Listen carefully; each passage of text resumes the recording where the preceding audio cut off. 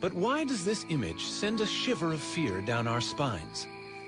In shape and movement, they are so different from us that legend and folklore have given them a sinister reputation they don't really deserve.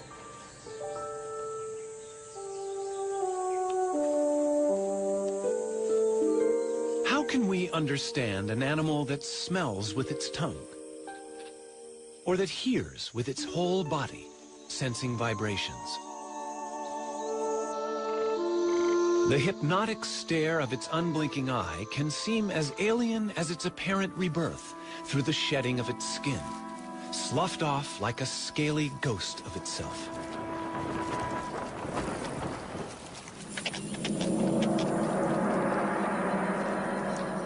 Among them are giants that storybooks say are 100 feet long and ready to strangle unwary jungle explorers. And yet, there is this little guy, a thread snake, very friendly and not deadly at all.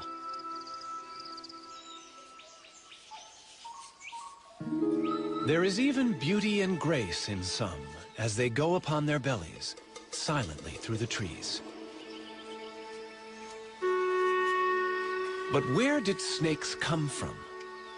An animal that looked much like some other reptiles alive today.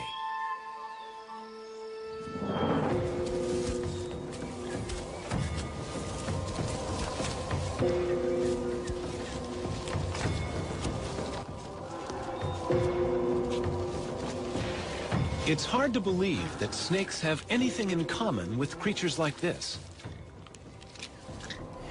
But in fact, every reptile descended from the same ancestor. This primitive ancestor led to two groups of animals, turtles and all other reptiles.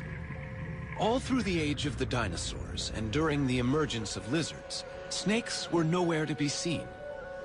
But there were legless lizards, and it was from these that snakes evolved.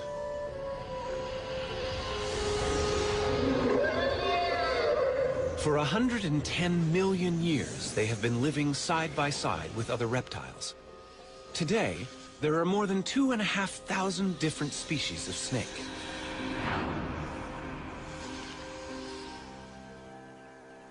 Hidden within their bodies, vestiges remain of the legs they lost. But snakes, with a skull, backbone, and a multitude of ribs, are able to move quickly in several ways. The serpentine crawl of the cobra. Most snakes move like this.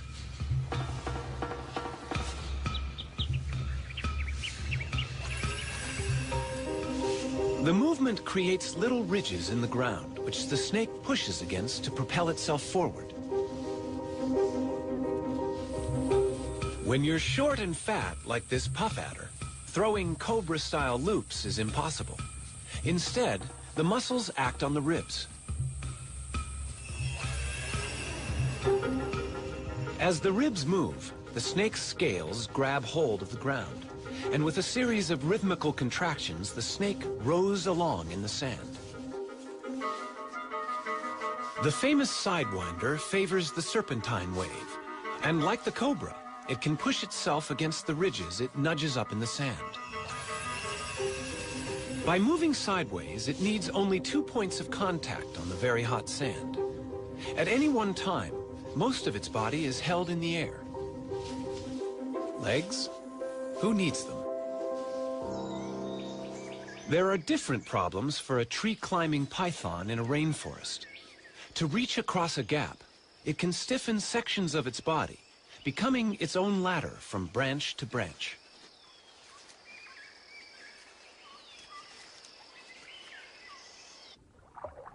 This sinuous and flattened body, with its broad tail working like an oar, could be mistaken for an eel. But this is no fish. It's a sea snake. Most snakes can swim, though even the sea snake must interrupt its hunting now and then for a breath of air at the surface.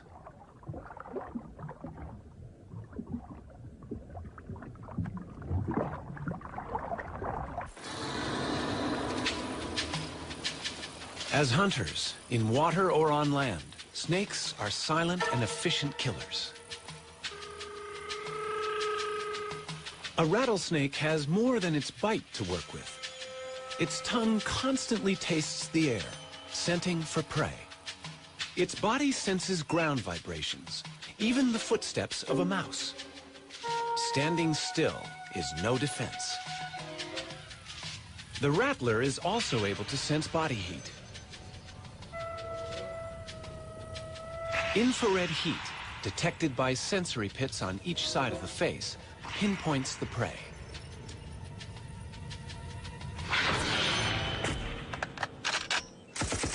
Their high-tech weaponry has been around long before ours. But in any combat situation, defense is as important as attack. This military training ground is home to two other opponents.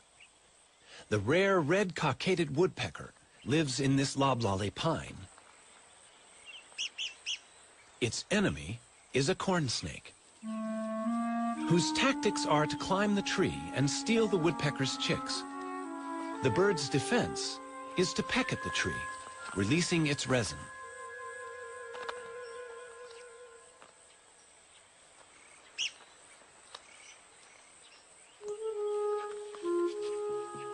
But how can resin repel this relentless invader?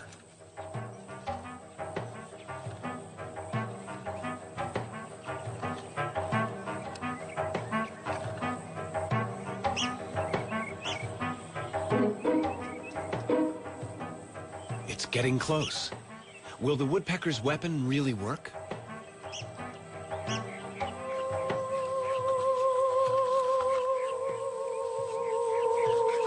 The resin goes into action. Seeping between the scales, it irritates the snake's skin.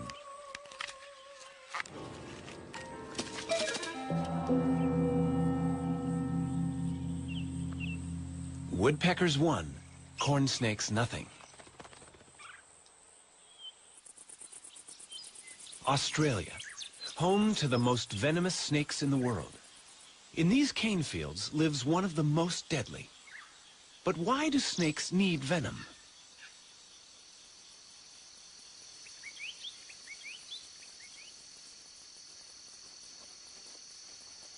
This inland taipan is hunting rats. The cane fields are alive with them. But they are dangerous prey. Rats can bite back.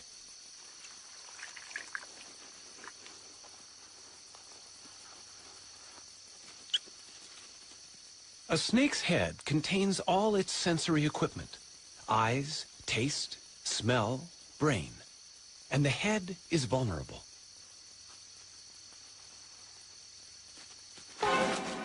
It bites and retreats immediately. The head is undamaged, and the venom is doing its work. The rat is now paralyzed. The snake can safely approach its prey.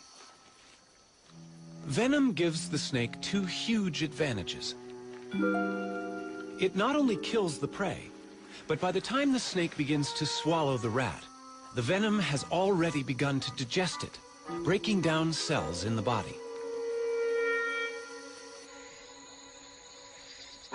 The venom in a baby snake can be even more powerful than the adults. This young cantle viper is luring prey with its worm-like tail.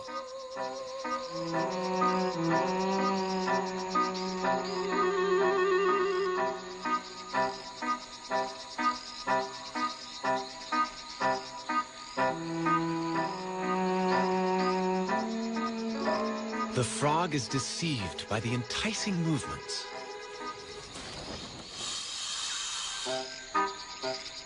Unaware of its lucky escape, the frog remains convinced there is a worm there.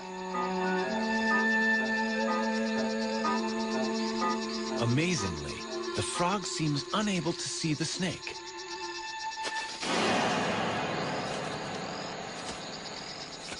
The venom acts quickly, subduing the frog. The young viper catches mainly amphibians, but as it grows older, the chemistry of its venom will change to suit other prey.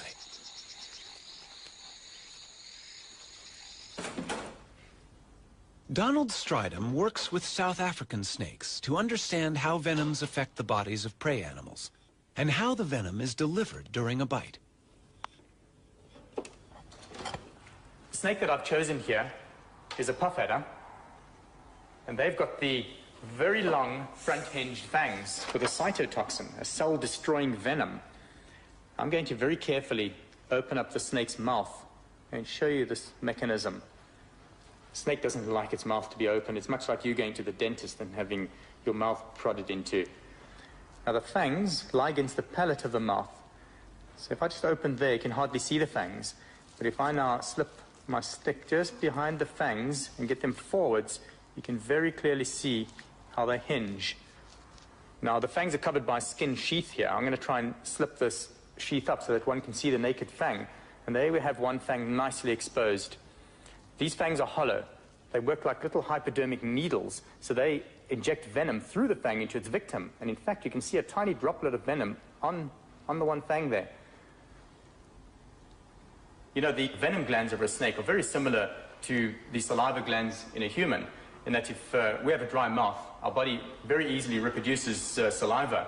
And the mechanism with a snake is almost exactly the same, in that venom is never easily exhausted. Under normal conditions, the snake is never without its venom. A gaboon viper produces venom in huge amounts. It's a large, fat-bodied snake and needs to have a lot of venom to subdue large prey quickly. The viper is too slow to chase its victim. To inject such large quantities, the gaboon viper has the longest fangs in the world. Each is almost as long as a human thumb. That's quite a bite. Even a smaller bite is no fun. Venom is breaking down the cells inside this man's punctured leg.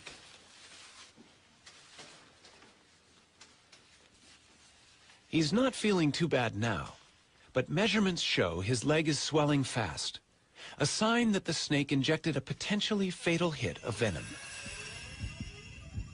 Blood vessels are rupturing. Fluid is accumulating as tissues break down.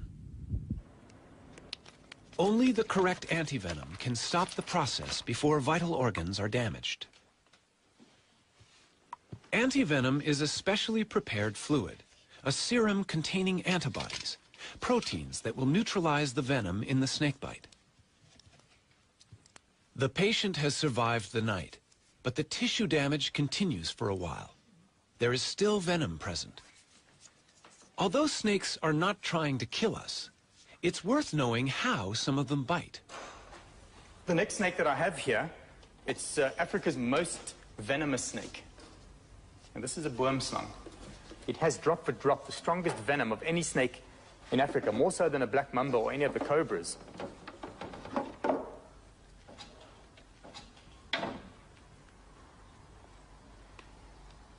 Most people think that a black-fanged snake can't bite onto a large part of your body. Most people think that the boomslang can only latch onto your earlobe or small finger. Whereas you can see here, this is not true, in that the whole head of the snake is divided in half by its mouth. And they can open that mouth up to about 120 degrees. And with the mouth that wide open, they could very easily bite you on the flat of your hand or the top of your leg, wherever it pleases. If you were bitten by this snake, you would literally bleed to death. So what's going to happen to you is that you're going to bleed into your heart, into your stomach, into your bowels. You're going to be urinating blood, defecating blood, and it's really a horrific way to die. This poor frog is about to be the victim of a vine snake in Central America. This snake is also back-fanged, just like the boomslang. Fortunately for small prey, death comes quickly.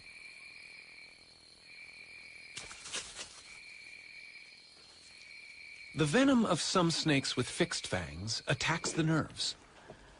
Now, the front fixed fang snake that I've chosen is a snouted cobra here. These fangs are much smaller than the front hinged fangs of an adder. Those fangs don't have to fold backwards. You see, they remain erect in the mouth. So the snake merely has to snarl its mouth and so inject its venom. And sometimes a mere scratch is enough to kill you. The neurotoxins would interfere with the neural communication system of our body and paralyze the vital organs, so the heart or the diaphragm muscle, and one would die from asphyxiation. You literally cannot breathe and possibly die of heart attack.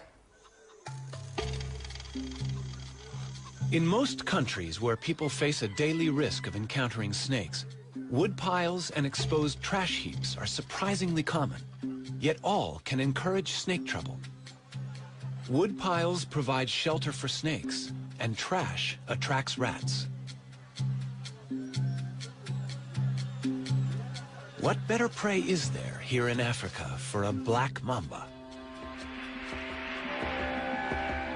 6 feet of powerful hunter, it haunts the outbuildings and can strike like lightning with a quick-working venom.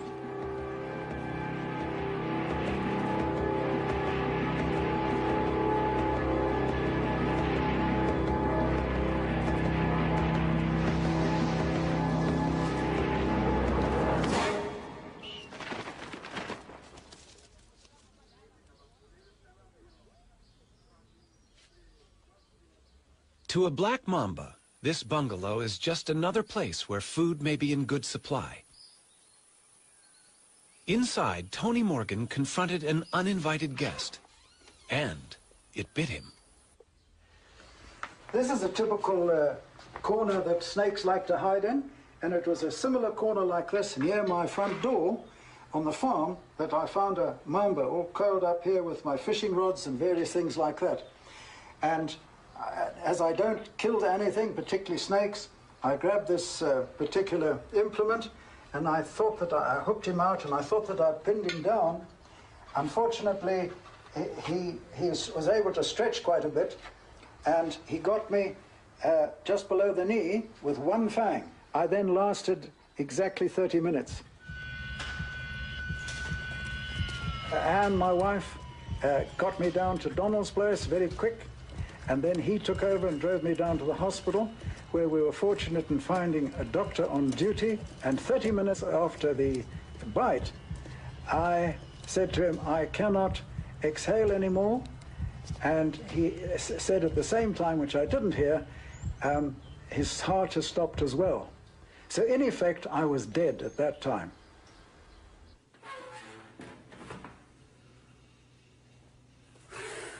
Bill Haast in Florida is the kind of person to whom Tony Morgan owes his life. But collecting venom to make anti-venom has almost cost Bill his own life. I was bitten by a cobra and ended up in a respirator. I had stopped breathing. I was bitten by a mamba in the leg, a king cobra bite in the knee. Well, my blood pressure went to 0. But the most recent one was a canebrake rattlesnake. A couple of months ago, I got bitten on the back of the hand. That was almost pure carelessness. Bill, who's nearly 90, milks venom into a collecting jar while he gently squeezes the venom glands. But how has he survived 168 bites?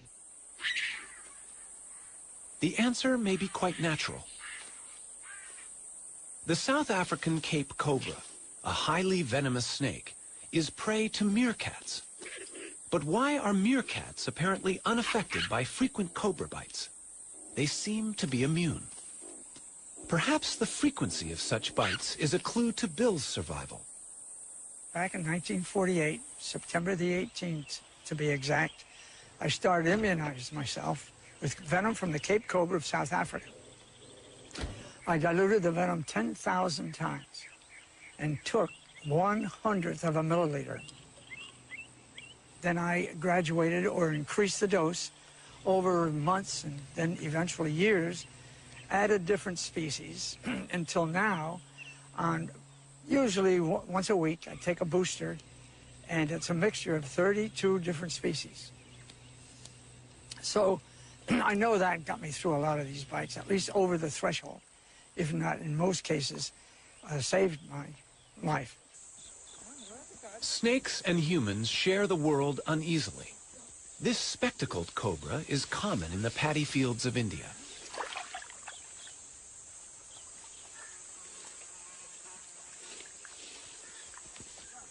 Every year, more than 10,000 people are killed here by snakebite. Antivenom is unavailable. For the same reason, snakebite is a major killer across Central and South America, Africa, and Southeast Asia. It's hard to arrive at an exact number, but at the lowest estimate, 50,000 people die each year.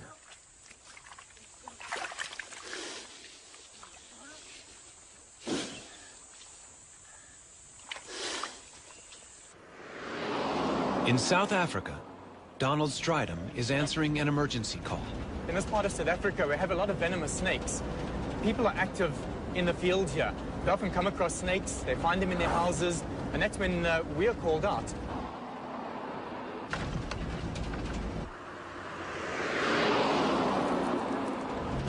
Seems to be the place over here.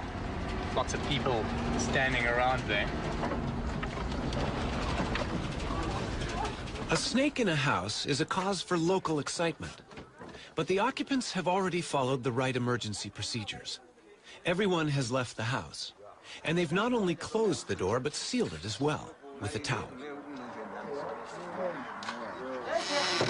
Donald can be fairly sure that the snake is still inside.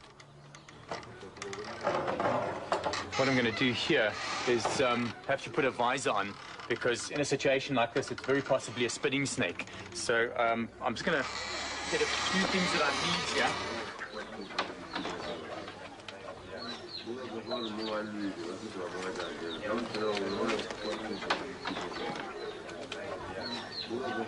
Yeah, there's really a lot of hiding places here. The snake could be anywhere. This is really, yeah, it's a bit dark in here as well, so one's got to be really careful. But just take care where you walk over there. You take it easy. There are places around here where it could easily just spring out on you.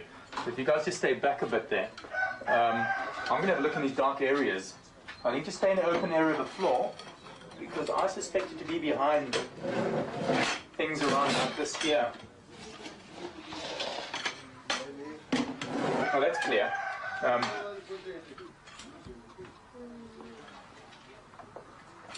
You know, we could so easily find a mamba in a place like this.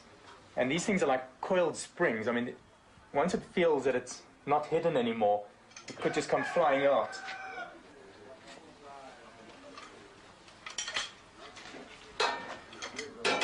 You see, these are perfect. You'd find rodents here as well, and this is what the snake was probably looking for, or to just trying to hide from the disturbances outside, possibly.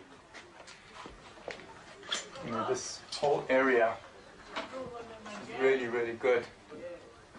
Look at these mats under here. Yeah, nothing there.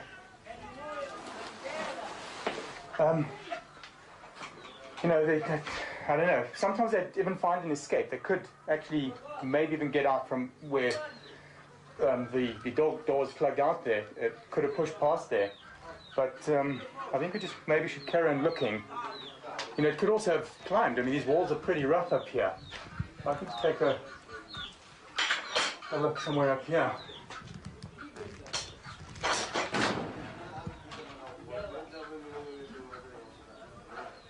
Nothing there. Well, whoops, there's something up there. There's something in the corner over there.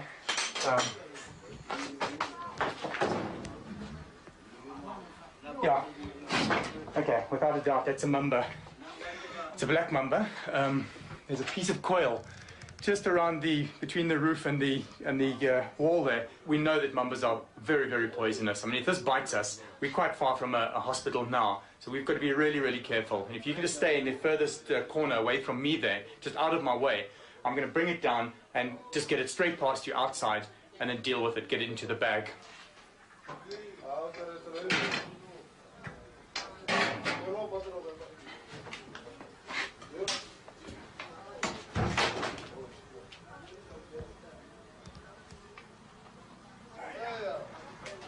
Trying to edge away from me there. It heads out again.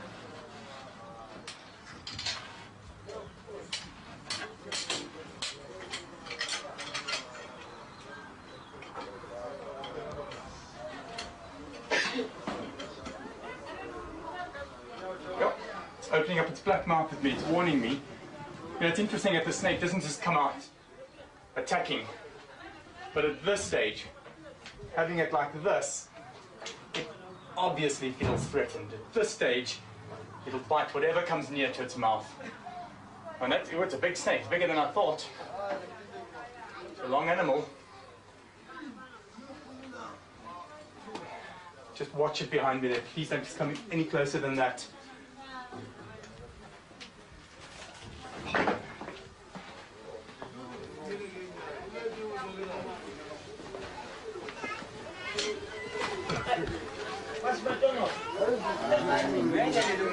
You know, the snake's obviously hyped up now, and whatever touches it through the bag, it's going to bite. And you can see through the bag here. I need to just pin it down to the side, make sure that it's safe in one area, and then I'm going to release the head. Just take care, they don't come too close. Now, you touch that bag and this thing bites. I'm going to find a safe place to release it. Let's get it in there. And I think I should go and reassure the lady here that her house is clear of snakes and that it's safe to go back in again.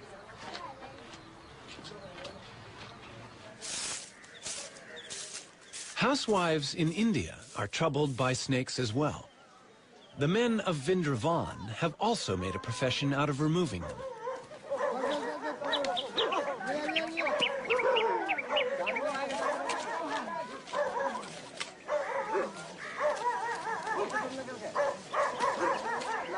He's not going to let this cobra go free. For hundreds of years, this has been a village of snake charmers. The snake is captivated by the swaying pipe, following every rocking movement. And that's the snake charmer's secret. The music plays no part. It's probably too high a frequency for the snake to appreciate. It has no eardrums. Sound vibrations are perceived only by way of the skin, muscle, and bone.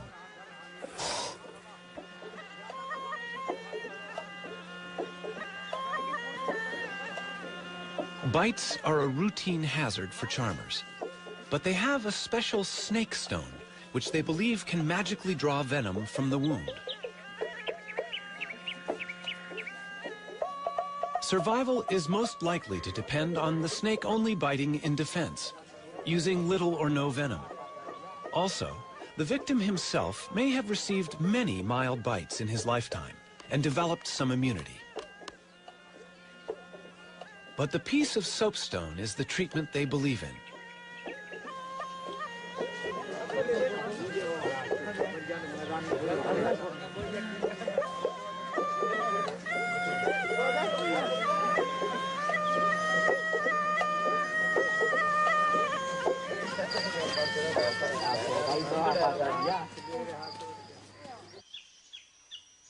This baby cobra in Africa is one snake that no snake charmer would ever use. It threatens the civet cat by standing tall and looking big. But it has another weapon. This is a spitting cobra, and it sprays venom, which irritates the eyes of the attacker.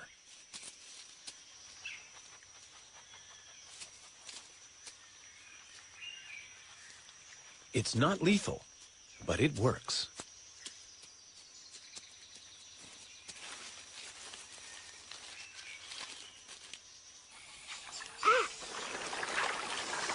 South America, the Llanos of Venezuela, the wetland home of the largest snake in the world, the anaconda. This giant has no venom at all. To capture prey, it relies on muscle power, coiling around its victim and squeezing the breath out of it. And a large snake needs large prey. The biggest rodent in the world fits the role. A capybara, the size of a pig, is fairly easy to ambush as it bathes in the warm waters.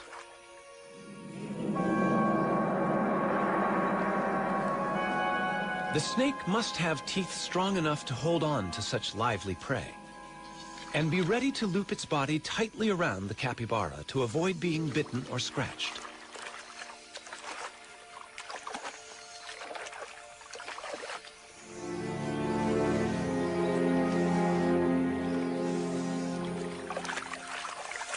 The anaconda, the most powerful of constrictors, moves in.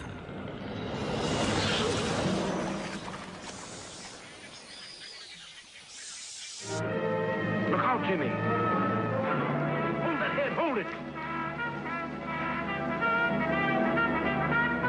Mike hears Jimmy's cries for help.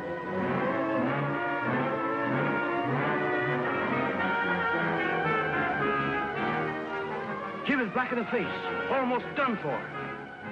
To be safe, the actor needed to know exactly how a large constrictor kills, just as Donald Stridham does. I caught this snake on somebody's farm. It had eaten something really large, and the farmer was worried it's going to eat his dogs or even maybe his children, which isn't totally unrealistical. Have a look at that. Yeah, it's getting me around the arm here. I can really feel it. You get this area here. I mean, you can see how it's stopping the blood supply there. And this is my arm, so I mean, I can handle it. I can wrap it off me here. But can you imagine that around somebody's neck? That's pretty tight over here. This movie that we watched, we've just seen it with this Jimmy, where it had wrapped around him. It wasn't totally wrapped around his neck, not like the way this has got me around the arm here. With Jimmy, I could literally see that he turned around to get this python around his body, and it wasn't a natural constricting pose. Whereas this snake has got me. I mean, look at that. My arm's going quite red there. You have to try and make a plan here. Really got me. One thing I got right in the movie was that the python, like many other non-venomous snakes, are ambush animals. They will lie in ambush for their prey. It'll lie there, wait for the animal to come past, strike at it, bite it, and hook it with those 100 needle-sharp teeth. It then throws coils around this animal while it pulls the animal into the coils. It then asphyxiates the animal. Every time it breathes out, it tightens more and more, and the animal dies of suffocation. If one looks into the mouth of this python, you can see a little circular tube, and that is the extension of its epiglottis. And it's very useful for a snake to have this, because what happens is, when it swallows, that'll extend right out of the mouth, and so it can still breathe while it's got a full mouth of antelope. I think the snake deserves to be released now, so not to stress it too much, I'm going to release it here in the bush. And this looks ideal here. And as soon as I let the head go, that's it, I can feel the coils have immediately relaxed on me there. And the snake just wants to get away, straight into the bush there. Wow, look at that arm. This arm's gone really quite red there. What a relief to have that off. This is great. I love letting snakes go back into the bush. It's such a nice feeling. You can do something for them as well. It's a nice feeling for me, and hopefully for the snake.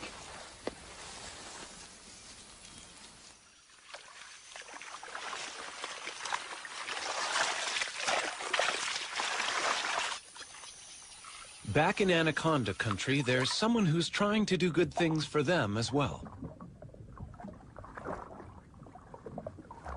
Anacondas have killed and eaten people, but that fact does not deter Maria Munoz.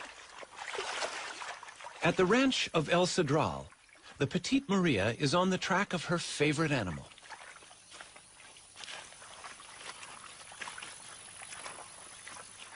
She works with her assistant, Ramon.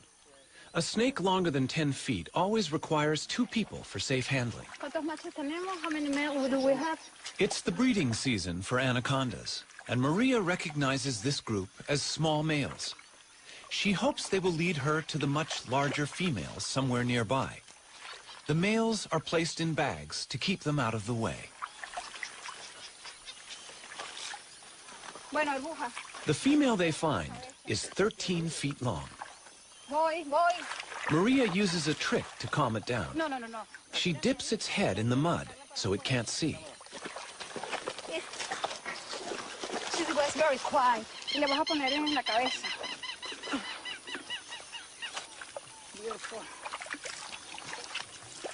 For several years, Maria has been studying how anaconda populations here live and vary.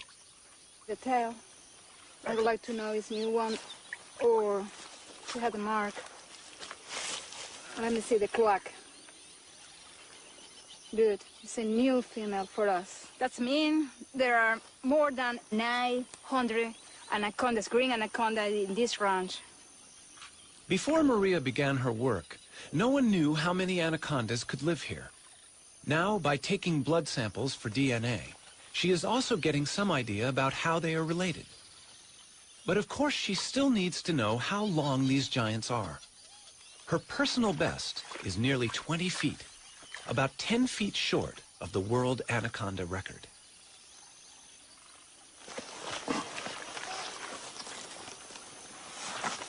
Ya.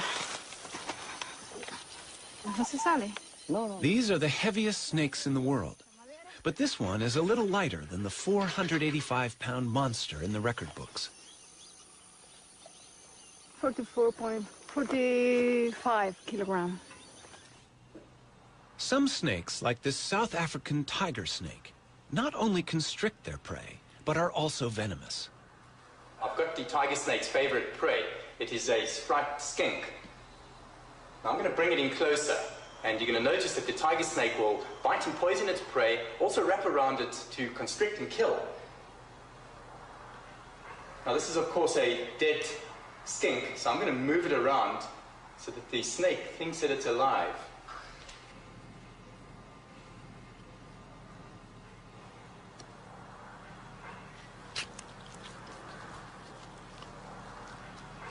The tiger snake's venom is weak, so it needs to grip the lizard firmly, not only to prevent escape, but to limit the risk of damage to itself during a struggle.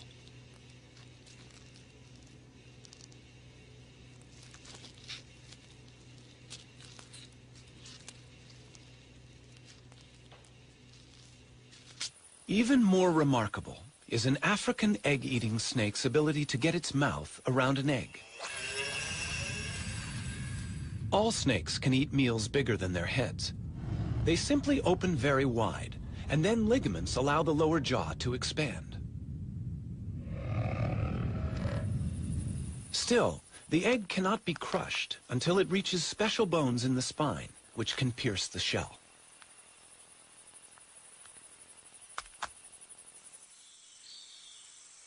For convenience, a snake does better to eat another snake. A king cobra is called king because it's a snake eater. The mangrove snake it's attacking is only mildly venomous. No match for the king.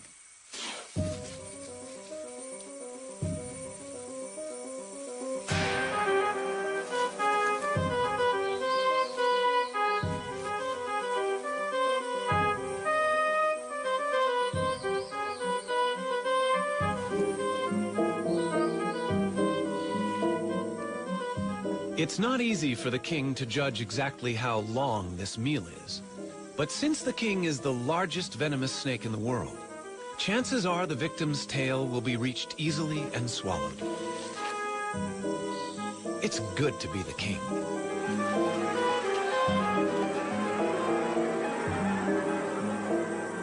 So how would a snake avoid this fate? One way would be to play dead. This eastern hog-nosed snake is giving his best performance.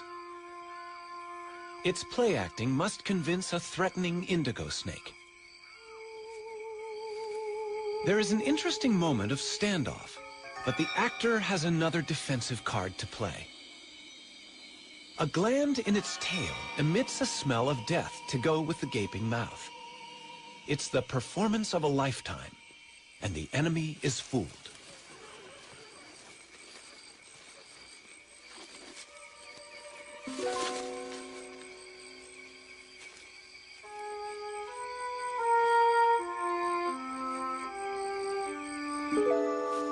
A snake that looks dangerous can keep predators away. Red next to yellow will kill a fella is a useful rhyme about a coral snake. It is venomous. Red next to black is a friend of Jack is true for a milk snake. It mimics warning colors and only pretends to be dangerous. A pretend head keeps the real head of a Calabar ground python safe. The real head has a tongue that gives it away. But the deception can be good enough to cause a predator to attack the tail by mistake. And a tail is not a vital organ.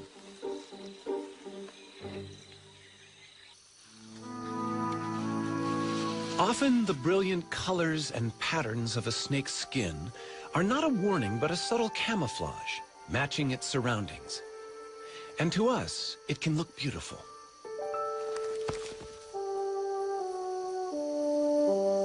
Scales come in endless varieties of shape and structure.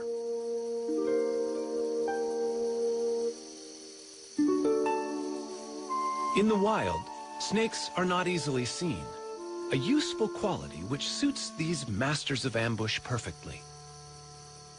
But the beauty and subtlety of snakeskin has also been their undoing for thousands of years.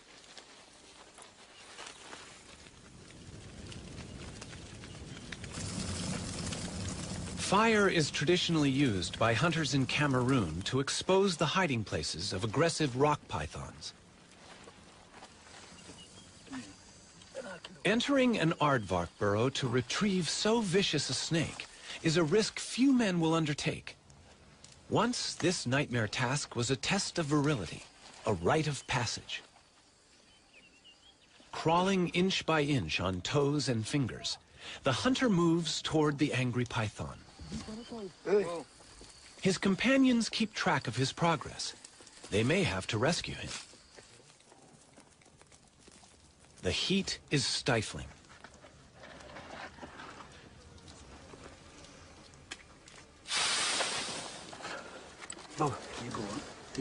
The hunter must squirm back through dust and biting ants, dragging 100 pounds of python.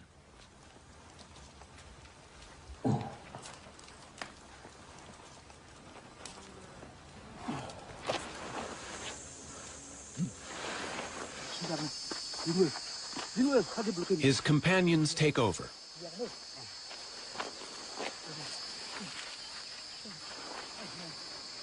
These are the last of the python hunters left in Cameroon.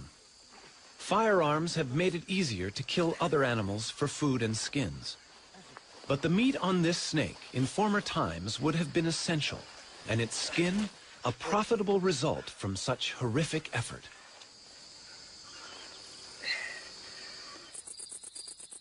As any snake grows, it must shed its outer skin like an overtight suit. The new scales revealed are at their best. The cast-off skin is discarded, and with it also go most of the parasites that have attached themselves to the snake.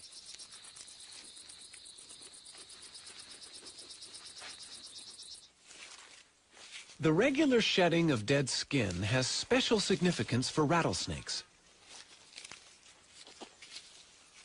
Each time a rattlesnake slips out of its old skin, its rattle gains another section at the base. The rattle is a series of loose-fitting interlocking scales that, when shaken, produce a sound that warns large animals not to step on the snake.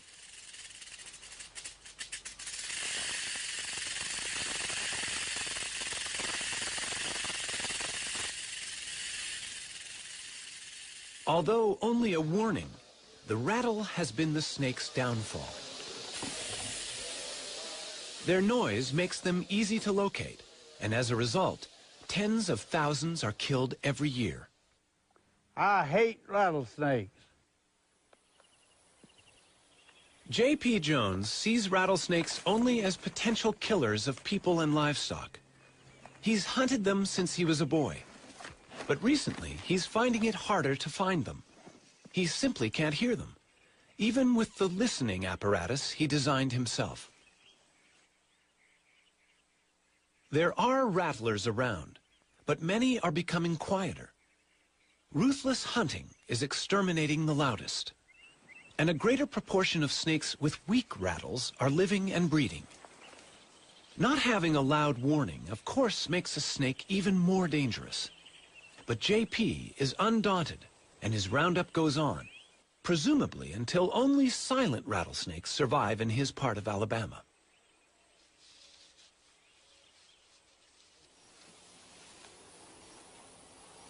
Yeah, I've been doing this for a long time.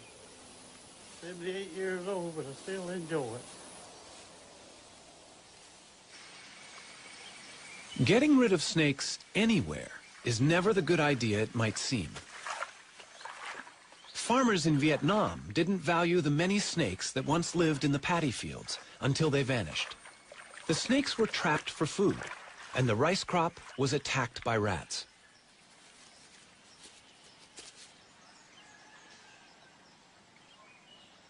A third of the country's crops was devastated by the rodents.